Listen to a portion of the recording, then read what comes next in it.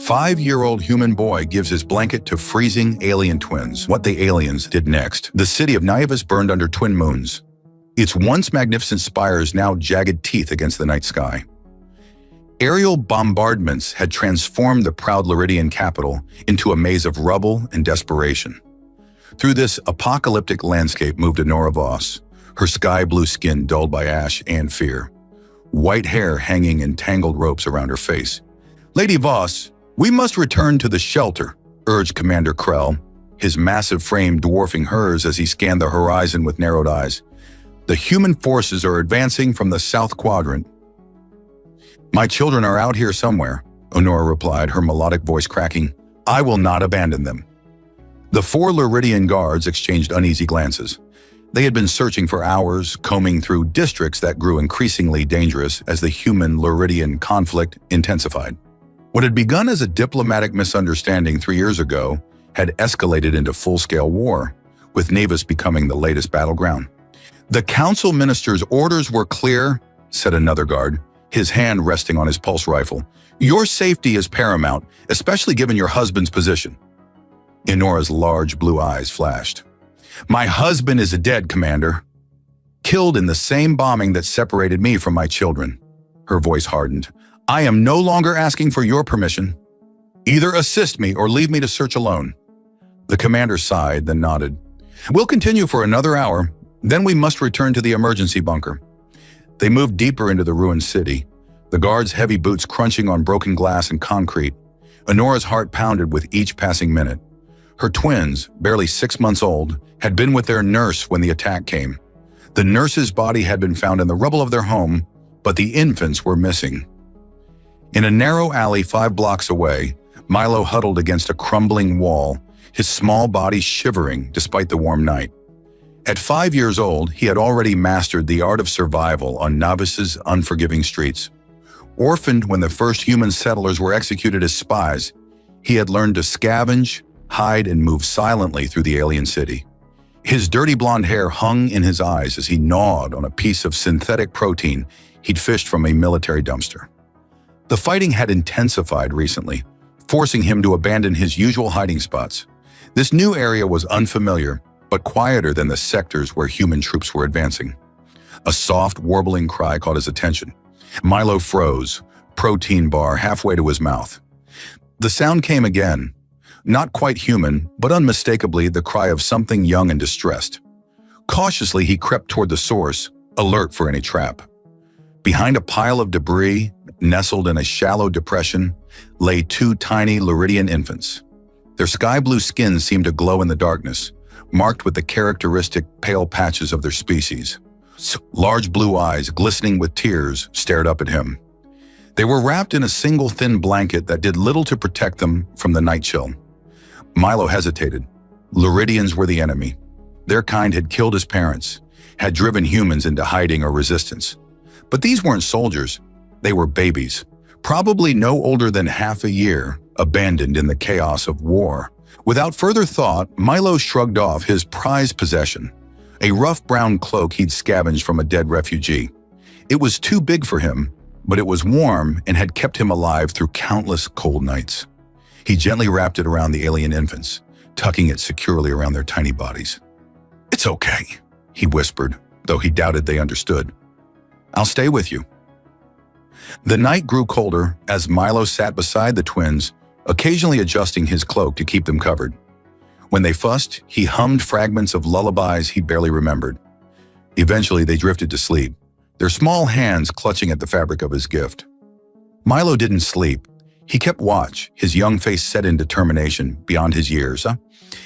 These babies needed him, and for the first time in a long while, he felt needed. Dawn broke over Navis, painting the ruins in harsh orange light. The distant sound of engines grew closer, heavy rumbling machines approaching through the debris-strewn streets. Milo tensed, ready to flee, but the infants had begun to stir, their cries growing more insistent. Around the corner came 4 armored Luridian guards on hovercycles, flanking a slender female figure who dismounted before the vehicles had fully stopped. Her white hair streamed behind her as she ran toward the sound of the crying infants, guided by a mother's instinct that transcended the species. When she saw Milo sitting beside her children, Honora Voss stopped dead. The human boy, small, dirty, clearly half-starved, had not harmed her babies. Instead, he had wrapped them in his own cloak, had stayed with them through the night. Milo looked up at the Luridian woman, taking in her disheveled appearance and the naked hope in her eyes. Slowly he stood, gathering the bundled infants in his arms. He approached her cautiously, aware of the guards training the weapons on him. "I think these are yours," he said simply, holding out the precious bundle. Honora fell to her knees, taking her children with trembling hands. Tears streamed down her face as she clutched them to her chest, murmuring words of love in her native tongue. Milo stood awkwardly, suddenly aware of his ragged clothes and dirty face. After a moment's hesitation, he reached out and gently tucked a loose edge of his cloak more securely around one of the babies. "You can keep that," he said, his voice small but steady. "They need it more than me." The guards watched in stunned silence as the human child, a member of the species they had been taught to hate and fear, showed compassion that put their own prejudices to shame. Honora looked up, really seeing the boy for the first time. A human child alone in a war zone, giving away his only protection to comfort enemy infants. "What's your name?" she asked softly. "Milo," he answered, meeting her gaze with wary eyes.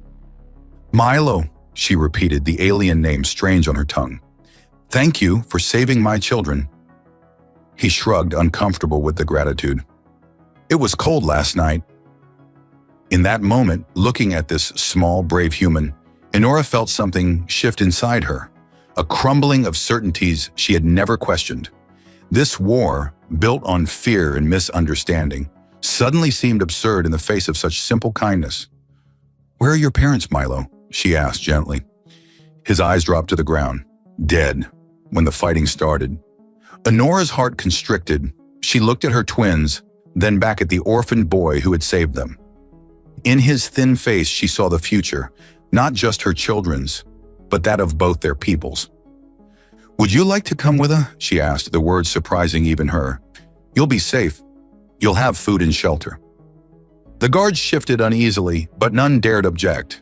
They had witnessed something profound, something that challenged everything they thought they knew about humans.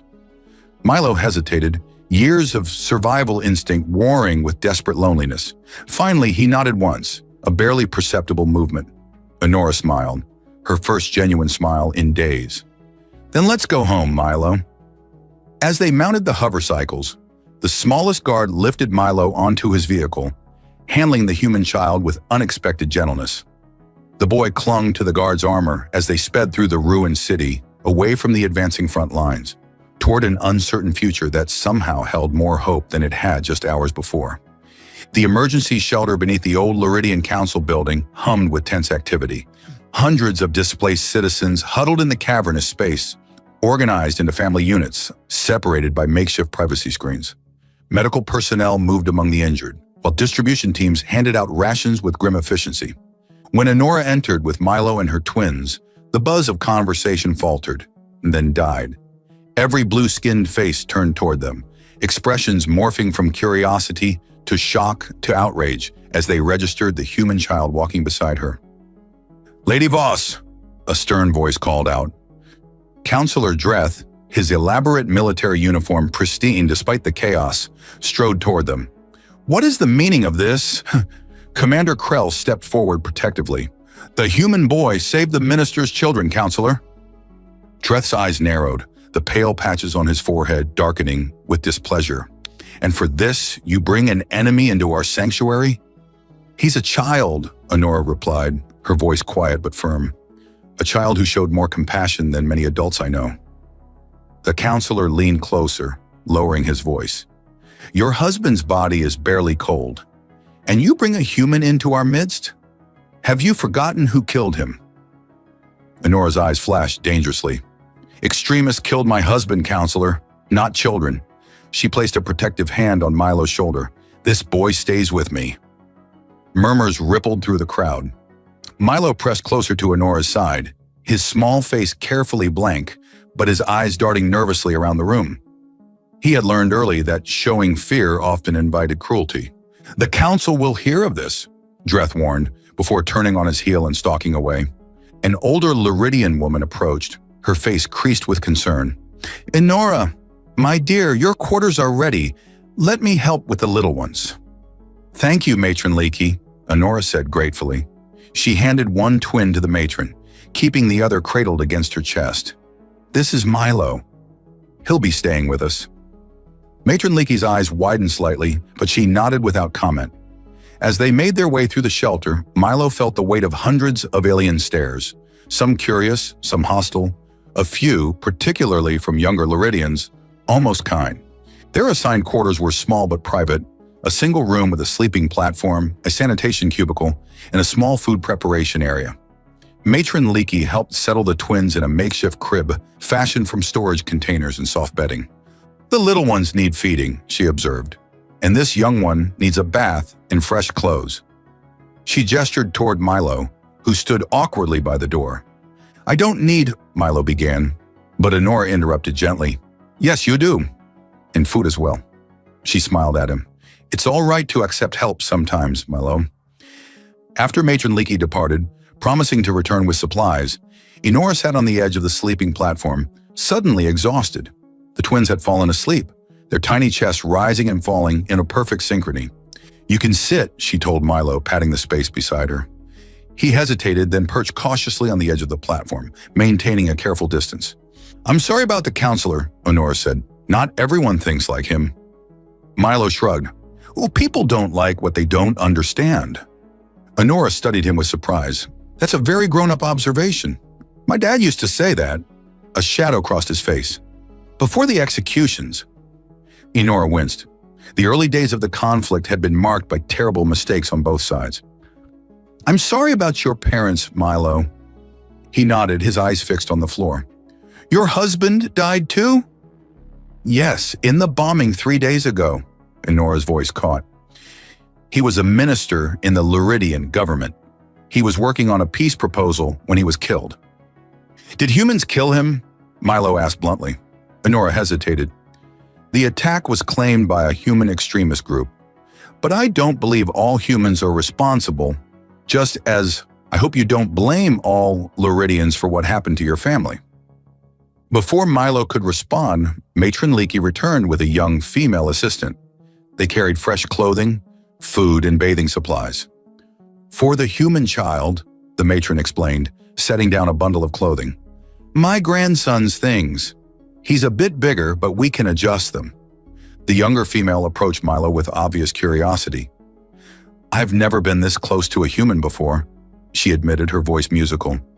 "Your skin is so different." She reached out as if to touch his face, then caught herself. Milo stared back at her, equally fascinated by her sky blue complexion and the delicate patterns of lighter blue that swirled across her cheeks.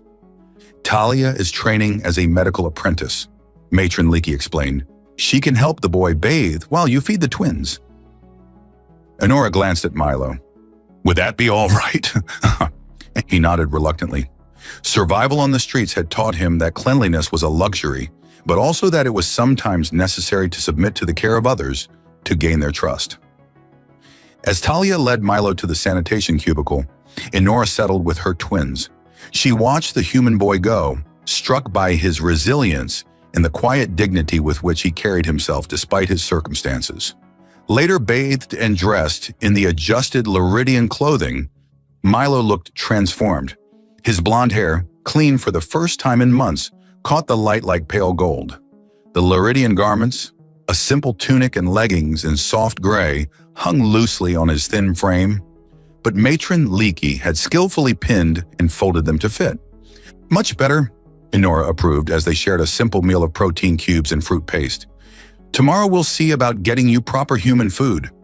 Milo looked up from his plate, which he had been devouring with careful restraint, despite his obvious hunger. "Why are you helping me?" Inora considered the question. "Because you helped my children when you had no reason to. Because you showed kindness when many would have shown indifference or cruelty." She paused. "And because I think my husband would have wanted me to."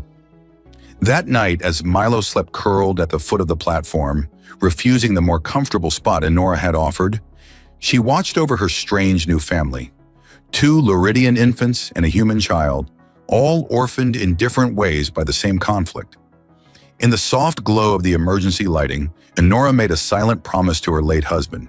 She would honor his memory by protecting this unexpected family they had formed, and perhaps in doing so, take a small step toward the peace he had died seeking. 3 days after Milo's arrival at the shelter, Enora was summoned to the council's temporary headquarters. She left the twins in Matron Leakey's care, and after a moment's hesitation, brought Milo with her. She didn't trust leaving him alone among Luridians who still viewed humans with suspicion. "Stay close," she murmured as they passed through crowded corridors. Milo nodded, his eyes alert, cataloging exits and potential threats with the instincts of a child who had survived on the streets. The makeshift council chamber was a converted storage room, its utilitarian walls now hung with the ceremonial banners of Luridian governance. 5 council members sat behind a long table, their formal robes incongruous against the industrial backdrop. At the center sat High Counselor Pax, his aged face lined with the wisdom of a century. "Lady Voss," he greeted, his deep voice resonating in the chamber. His eyes shifted to Milo. "And this must be the human child we've heard about?" Counselor Dreth, seated at the far end, made a dismissive sound. "This is highly irregular, bringing him here." "The boy stays with me," Enora said firmly. "That was our agreement." High Counselor Pax raised a placating hand. "No one is suggesting separation, Lady Voss. In fact, that's why we've called you here." He leaned forward. "Your story has traveled beyond these walls. A human child saving Luridian infants. It's captured imaginations on both sides." A female counselor with elaborate silver hair ornaments spoke up. "Ambassador Thorne from the Human Diplomatic Corps has requested a meeting. He believes your situation could serve as a foundation for renewed peace talks." Enora's heart quickened. "My husband would have wanted that." "Your husband was naive," Dreth snapped. "These humans cannot be trusted. They murdered him." "Extremists murdered him," Enora corrected, echoing her words to Milo. "Just as Luridian extremists have committed atrocities against humans." Milo shifted beside her, and Enora placed a protective hand on his shoulder. High Counselor Pax studied them thoughtfully. "The boy would need to appear at the talks. His presence would be symbolic." "Using a child as a political prop?" Enora frowned. "Using a child's act of compassion to remind both sides of our shared values," the female counselor countered. "The talks would be held in the neutral zone with full security protocols." Enora looked down at Milo. "What do you think? You don't have to do this." Milo considered for a moment, his young face serious. "Would it help stop the fighting?" "It might," Enora answered honestly. "Then I'll do it." The simple courage in his response silenced the room. Even Dreth seemed momentarily chastened. "Very well," High Counselor Pax nodded. "The meeting is scheduled for tomorrow. We'll send an escort." As they left the chamber, Enora felt a mixture of hope and apprehension. Peace had seemed impossible for so long, yet here was a small chance, born from the simplest act of kindness. They were halfway back to their quarters when Commander Krell intercepted them, his expression grave. "Lady Voss, a word in private?" His eyes flicked meaningfully toward Milo. "Anything you need to say can be said in front of Milo," Enora replied. Krell hesitated, then lowered his voice. "There's been chatter among the Purist faction. They're not happy about the peace talks or about—" He nodded toward Milo. The Purists were a radical Luridian splinter group who believed in genetic superiority and opposed any cooperation with humans. They had gained influence as the war progressed, feeding on fear and hatred. "Have they made specific threats?" Enora asked, instinctively drawing Milo closer. "Nothing concrete, but I've doubled your security detail, and I'd advise staying in your quarters until the meeting." Enora nodded, thanking him for the warning. As they continued down the corridor, she noticed Milo watching her face. "Are you scared?" he asked with typical directness. "Cautious," she corrected with a small smile. "There's a difference." Back in their quarters, they found Talia playing with the twins. The young medical apprentice had taken a special interest in Milo, fascinated by human physiology and culture. She bombarded him with questions whenever they met, which Milo answered with increasing confidence. How do humans show affection? Talia asked as she helped Enora prepare the evening meal. Luridians touch foreheads and share breath. She demonstrated by leaning close to one of the twins, their foreheads touching as she exhaled gently. Humans hug, Milo explained, and sometimes kiss. His face scrunched in disgust at the latter. Kiss? Talia's head tilted curiously. It's when you press your lips together, Milo demonstrated by puckering his lips, making Talia laugh. That seems very intimate, she observed. Luridians only press lips during mating rituals. Enora cleared her throat, shooting Talia a warning look. The apprentice flushed a deeper blue, realizing she'd ventured into inappropriate territory. Sorry, she murmured, but her eyes still sparkled with curiosity. After dinner, as Milo helped to clear away the dishes, a task he insisted on, despite Enora's protests, Talia pulled her aside. There's something you should know, she whispered. I overheard Counselor Dreth speaking with someone in the medical bay. They mentioned the human boy in the peace talks and something about ensuring the right message is sent. Enora's blood chilled. Did they specify what that meant? Talia shook her head, but they seemed pleased. Too pleased. Later, after Talia had gone and Milo had fallen asleep, Enora paced their small quarters. The twins slumbered peacefully in their makeshift crib, unaware of the political machinations swirling around them. She studied Milo's sleeping form, curled tightly as if even in sleep he needed to protect himself. In just a few days, this human child had upended her world. His simple act of kindness had created a ripple effect that now threatened to become a tidal wave of change, or a dangerous backlash.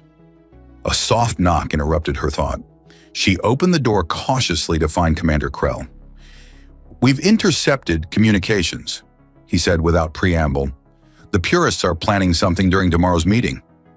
We don't have details, but we can't cancel. Enora finished his thought. This might be our only chance for peace. Krell nodded grimly. I'll have my best people there, but you should be prepared for trouble. After he left, Enora returned to her vigil. Tomorrow would either mark a new beginning or a tragic end. As she watched over her unlikely family, she made a silent vow. Whatever happened, she would protect Milo just as fiercely as she protected her own children. He had given everything he had to save her twins. She would do no less for him. Outside their quarters, unseen in the shadows, a figure watched the door with cold calculation. The human child had become a symbol, one that certain factions couldn't allow to flourish. By morning, plans would be set in motion that would ensure the proper order of things remained undisturbed. The neutral zone had once been Nevis's grand central plaza, a testament to Luridian architectural prowess with its soaring arches and luminescent stone. Now it stood as a stark reminder of what the war had cost, its beauty marred by barricades and weapon emplacements. Enora adjusted Milo's collar nervously as their transport approached the security checkpoint. The twins remained at the shelter with Matron Leaky. Bringing them had been deemed too risky. Remember, she told Milo softly, you don't have to say anything if you don't want to. Just being there is enough. Milo nodded solemnly. He wore a specially tailored outfit, a compromise between human and Luridian styles that symbolized the bridge they hoped to build today. His blonde hair had been neatly combed, though one stubborn lock still fell across his forehead. Commander Krell sat across from them, his posture rigid. My team has secured the perimeter, but stay alert. We still don't know what the purists are planning. The transport slowed as they reached the checkpoint. Through the window, Enora could see the human delegation arriving simultaneously on the opposite side of the plaza, a carefully choreographed show of equality.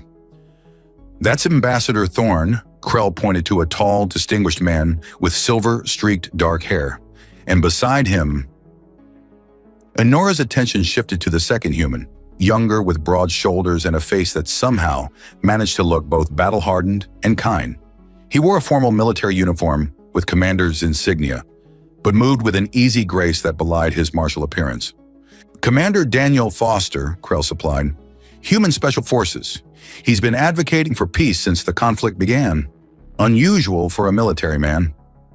Something in Krell's tone made Enora glance at him. You respect him. We've faced each other in battle twice, Krell admitted. Both times he prioritized civilian evacuation over tactical advantage. He's honorable, The transport doors opened and they stepped into the tense atmosphere of the neutral zone. Security personnel from both species maintained a wary distance from each other, hands never far from weapons. Ambassador Thorne approached first, his diplomatic smile practiced but genuine. "Lady Voss, thank you for agreeing to this meeting." His eyes moved to Milo, softening. "And you must be the young man we've heard so much about." Milo stared up at the tall human with undisguised curiosity. It had been months since he'd seen another of his kind. Commander Foster stepped forward, dropping to one knee to meet Milo at eye level, a gesture that made the Luridian guards tense until they realized its purpose. "Hello there," he said, his voice warm and deep. "That was a brave thing you did." Milo shrugged, suddenly shy. "They were cold." Foster's smile crinkled the corners of his eyes. "Simple as that, huh?" He looked up at Enora, and something electric passed between them, recognition perhaps of kindred spirits caught in circumstances beyond their control. "Commander Foster has been instrumental in arranging this meeting," Ambassador Thorne explained as they walked toward the central pavilion. "He believes, as I do, that this conflict has gone on far too long." "My husband felt the same," Enora said quietly. Foster's expression grew solemn. Minister Voss was a voice of reason. His death was a tragedy for both our peoples. Inside the pavilion, representatives from both sides sat at a circular table, a deliberate choice to avoid any perception of hierarchy. High Counselor Pax and Counselor Dreth represented the Luridian leadership, while Ambassador Thorne and Commander Foster spoke for humanity. As the formal discussions began, Milo grew restless. Enora had anticipated this and quietly provided him with a small drawing device. He sketched absently while the adults talked, occasionally looking up when voices rose in disagreement. "The human incursions into Luridian territory," Dreth began heatedly, "were in response to Luridian attacks on civilian settlements," Foster countered, his calm tone a stark contrast to Dreth's agitation.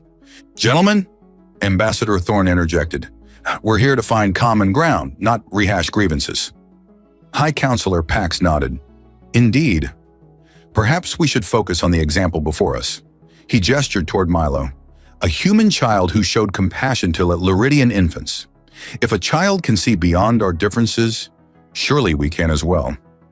Milo looked up, suddenly aware he was the center of attention. His eyes met Commander Foster's, who gave him an encouraging nod. "I just did what anyone would do," Milo said, his small voice carrying in the sudden silence. "They were babies. They needed help." The simple wisdom of his statement hung in the air, momentarily silencing even the most hardened negotiators. As the talks progressed, Enora noticed Commander Foster watching her when he thought she wasn't looking. There was something in his gaze that made her pulse quicken. Admiration, yes, but something more. Something that reminded her she was not just a mother and widow, but a woman. During a brief recess, Foster approached her as Milo was being shown a tactical display by a fascinated Luridian security officer. "He's an extraordinary kid," Foster observed, nodding toward Milo. "Yes," Enora agreed, "though I suspect his compassion isn't as unusual for humans as some of my people believe." Foster's smile was wry. "Just as not all Luridians are the cold, calculating beings of human propaganda." He hesitated, then added more quietly, "I've been following your work in refugee resettlement, even before this situation with Milo. You've saved many lives, human and Luridian." Enora felt a flush of pleasure at his recognition. "How did you know about that?" "Those operations were confidential. I make it my business to know who's working for peace," he replied, his eyes a warm brown that reminded her of the rare earth spices her people prized, held hers for a moment longer than necessary, especially when they're as dedicated as you. The moment was broken by a commotion at the entrance. A Luridian messenger hurried in, whispering urgently to Commander Krell, whose expression darkened. "We need to evacuate," Krell announced, moving swiftly to Enora's side. "Intelligence reports purist forces moving toward the neutral zone." Ambassador Thorne rose immediately. "We should postpone—" "No," Foster interrupted, his voice firm. "That's exactly what they want. We continue the talks, but we move them to a secure location." He turned to Enora. "The human embassy has a bunker designed to withstand orbital bombardment. We can continue there." Counselor Dreth's face contorted with outrage. You expect us to enter a human stronghold? This could be a trap. If Commander Foster wanted to trap us, High Counselor Pax observed mildly, he hardly needs such an elaborate ruse. Before Dreth could respond, the distant sound of explosions rocked the building. Milo ran to Enora's side, his eyes wide with fear. Foster moved with practiced efficiency, coordinating with Krell to secure their exit. As they hurried toward the transports, Enora found herself beside him. Milo clutched tightly to her side. Stay close, Foster told her, his hand briefly touching the small of her back, a gesture both protective and oddly intimate. I won't let anything happen to either of you. The sincerity in his voice made her believe him, despite everything the war had taught her about trust. As they boarded the transports, Luridians and humans, together in a hasty alliance of necessity, Enora caught sight of Counselor Dreth speaking urgently into a communication device, his expression triumphant rather than concern. Foster followed her gaze, his eyes narrowing. You noticed it too, he said quietly. He doesn't seem worried about the attack, Enora confirmed. Because he knew it was coming, Foster concluded grimly. The question is, who's he really working with? As their transport sped toward the human embassy, Enora found herself wondering the same thing. The pieces didn't fit unless someone wanted this war to continue, unless peace threatened something more valuable than the lives being lost. Beside her, Milo pressed closer, his small hand finding hers. In his eyes, she saw not fear, but determination, the same spirit that had led him to share his only possession with two alien infants on a cold night. Whatever conspiracy they faced, Enora realized, they would need that same simple courage to see it through. The human embassy bunker hummed with activity as security personnel established perimeters and communications arrays. Despite the crisis atmosphere, the space was surprisingly comfortable. Designed to house diplomats during extended emergencies with private quarters, meeting rooms, and even a small recreational area. Milo explored this new environment with cautious curiosity, while the adults conferred in the main strategy room. Foster had insisted that High Counselor Pax and Ambassador Thorne be given a secure channel to contact their respective governments, while Counselor Dreth was politely but firmly kept under observation. We have intelligence suggesting this conflict is being artificially prolonged, Foster explained, projecting a series of data points onto the holographic display. Supply routes that shouldn't exist, weapons shipments that don't match official inventories, communications that bypass normal channels. Enora studied the evidence, her analytical mind, honed by years of diplomatic work alongside her late husband, quickly grasping the implications. You think someone's profiting from this war? Not just profiting, Foster corrected, orchestrating it. The bombing that killed your husband occurred hours after he'd made a breakthrough in the peace negotiations. High Counselor Pax's aged face grew grave. Minister Voss had discovered irregularities in military procurement. He believed someone was diverting resources. Counselor Dreth oversees military procurement, Enora said slowly. Ambassador Thorne nodded. We've had similar suspicions on our side. Hardliners who seem to know exactly when and where to strike to maximize casualties and minimize chances for dialogue. While the adults talked, Milo had wandered to the far side of the bunker where storage units lined the walls. Something about the patterns of security panels caught his attention. One didn't quite match the others. With a child's natural curiosity, he pressed his palm against it. To his surprise, the panel slid open, revealing a small alcove containing what looked like communication equipment. Fascinated, Milo crawled inside. The device was unlike anything he'd seen before. Neither human nor Luridian in design. Its surface pulsed with an eerie violet light. When Milo accidentally brushed against it, the device activated, projecting a three-dimensional image into the air. Milo stared at the strange figures in the projection. Tall, spindly beings with elongated heads and multiple eyes. They spoke in a harsh, clicking language he couldn't understand, but one word repeated frequently. Navies. Commander Foster, Milo called, backing away from the strange device. I found something weird. Foster reached Milo first, with Enora close behind. His expression shifted from curiosity to shock as he recognized the projection. Proxians, he breathed, but they're supposed to be neutral in this conflict. What are proxians? Milo asked, pressing closer to Enora's side. A species from the outer rim, Foster explained, already examining the device. Technologically advanced but isolationist. They've maintained diplomatic relations with both humans and Luridians while staying out of our disagreements? Apparently not as neutral as they claimed, Enora observed grimly. Foster activated his communication implant. Security team to storage section C and find Counselor Dreth now. But Dreth had already slipped away during the confusion, taking a transport back toward Luridian territory. He's running to his real masters, Foster said as they regrouped in the strategy room. This device is a direct link to Proxian High Command. They've been playing both sides, selling weapons, feeding intelligence, creating incidents when peace seemed too close. But why? Ambassador Thorne demanded. High Counselor Pack's voice was heavy with realization. Navis sits on the largest deposit of stellarite in this sector, essential for their propulsion technology. If humans and Luridians were at peace, we'd control those resources together. At war, we're too distracted to notice them being gradually depleted. We need proof that will convince both governments, Enora said. This device alone won't be enough. Foster nodded. The Proxians must have agents embedded in both human and Luridian command structures. Dreth is clearly one, but there will be others. As the implications sank in, Enora felt a wave of grief.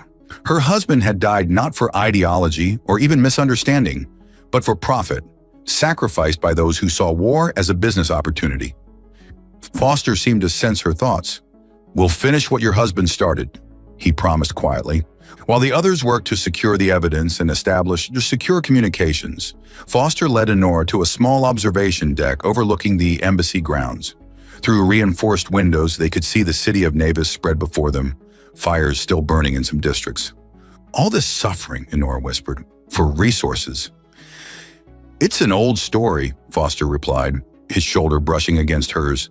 "But it doesn't have to end the same way. Not this time." The proximity between them suddenly seemed charged with something beyond the crisis they faced. Enora became acutely aware of him as a man, his warmth, his scent, the steady rhythm of his breathing. "How did you know?" she asked, partly to distract herself from these unexpected feelings. "About the Proxians?" "I didn't. Not specifically." His gaze remained on the cityscape. "But I've seen too many conflicts that benefited neither side. Someone always profits from war. I just needed to figure out who." He turned to her then, his eyes reflecting the distant fires. "Your husband was a good man." He saw the same patterns. "Yes," Enora agreed softly. "He believed peace was possible." He was right. Foster's hand found hers, his touch sending an electric current through her body. And now we have a chance to prove it. The moment stretched between them, taut with possibility. Then Foster leaned forward, hesitated briefly, and pressed his lips to hers. The sensation was alien to Enora.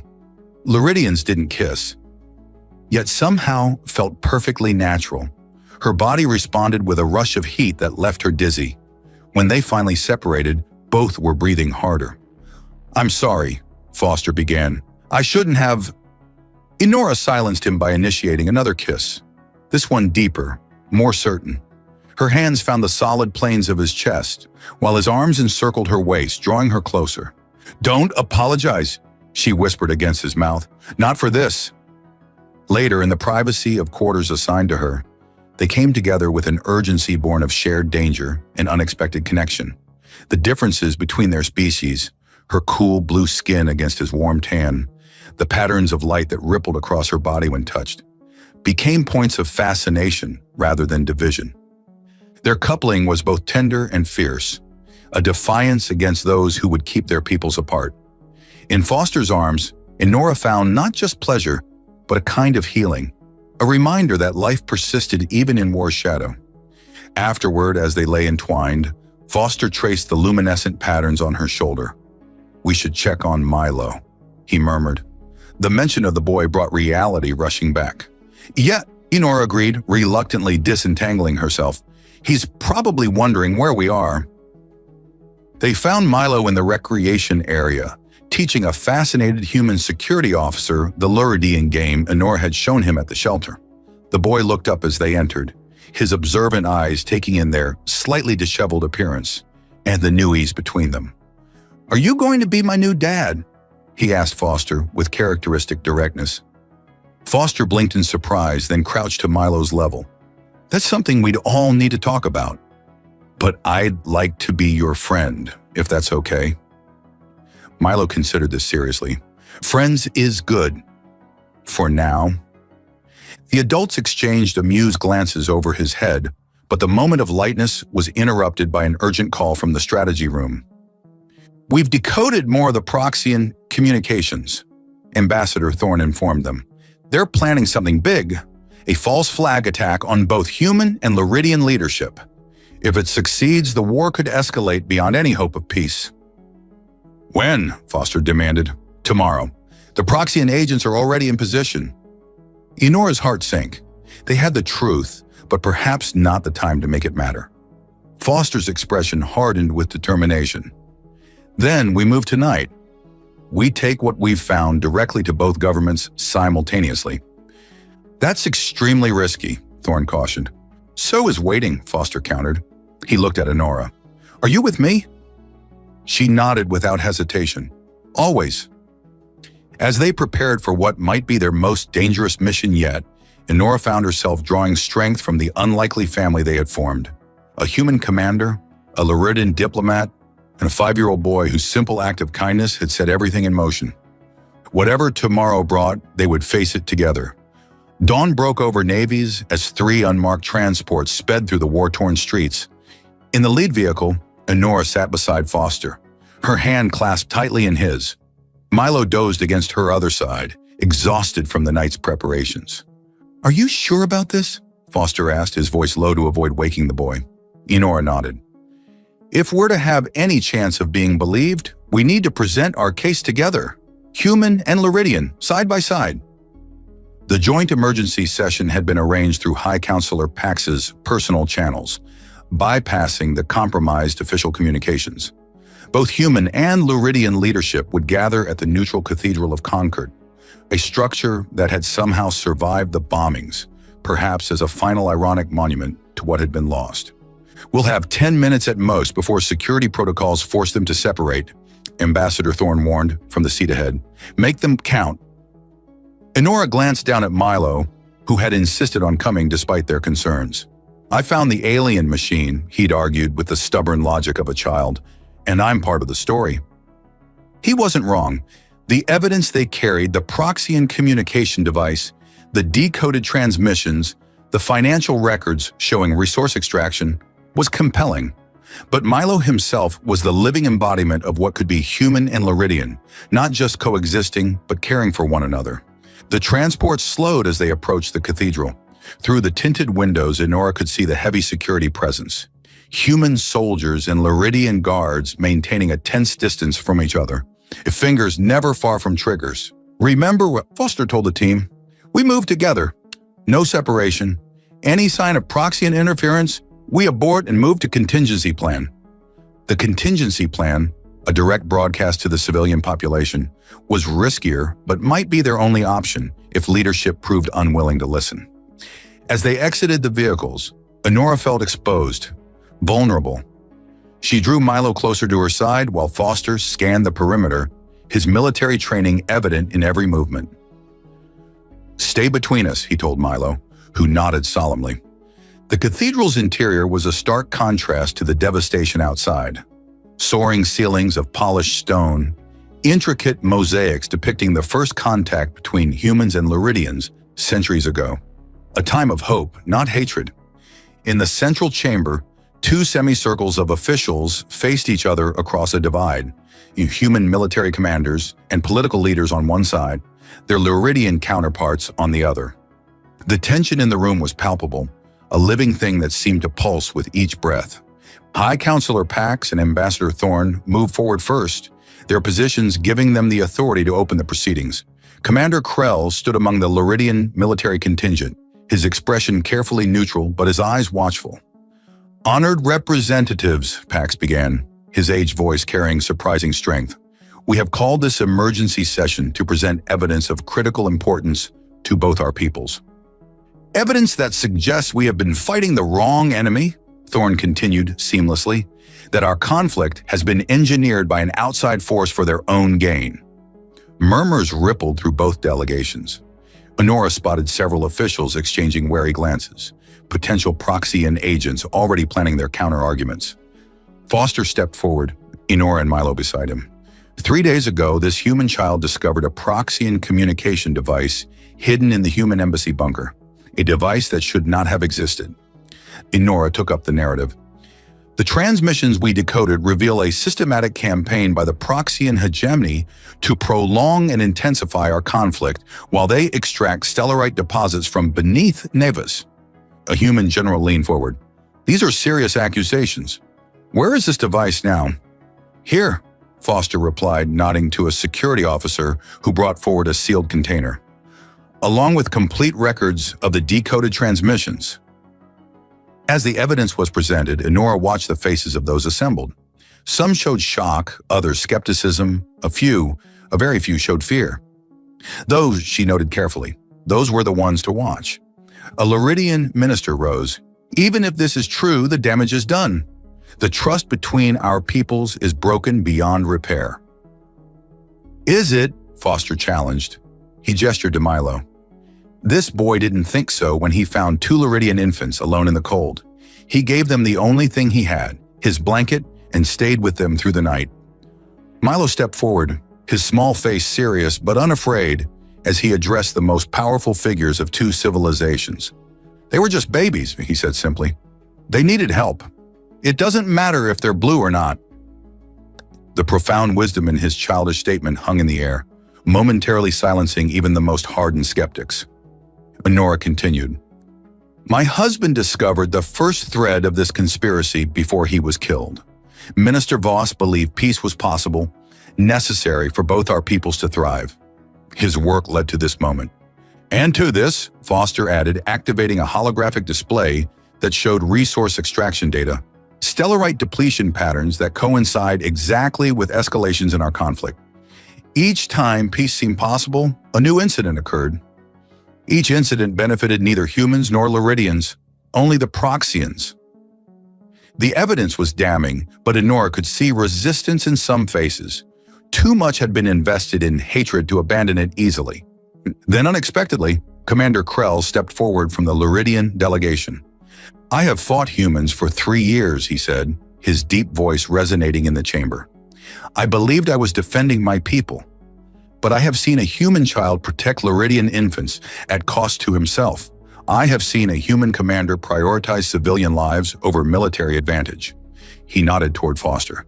If we have been manipulated, then our true strength lies in standing together against those who would use us as pawns. A ripple of agreement passed through the gathering, but before it could build, the cathedral doors burst open. A squad of mixed Luridian and human soldiers entered, led by a figure Honora recognized with a chill, Counselor Dreth. This is treason, Dreth announced. These individuals have conspired with enemy forces and fabricated evidence to undermine our war effort. Foster moved protectively in front of Honora and Milo. Your master sent you to silence us, Dreth?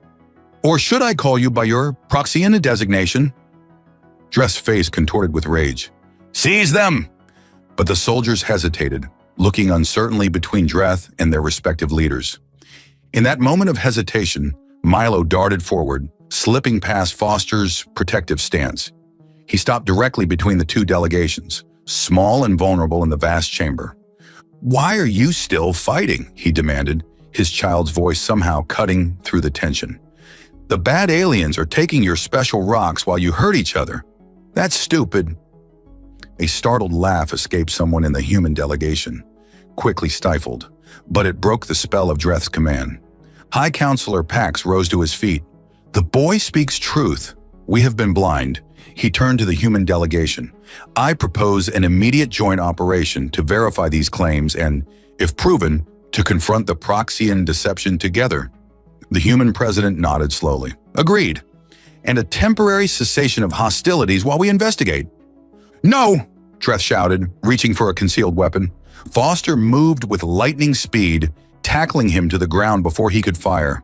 The soldiers who had accompanied Dreth now turned their weapons on him, their true loyalties revealed. "Take him to secure holding," the president ordered, "and identify any others who may be compromised." As Dreth was led away, raging against human sympathizers and race traitors, Inora felt a weight lift from her shoulders. It wasn't victory, not yet, but it was the beginning of a path toward peace.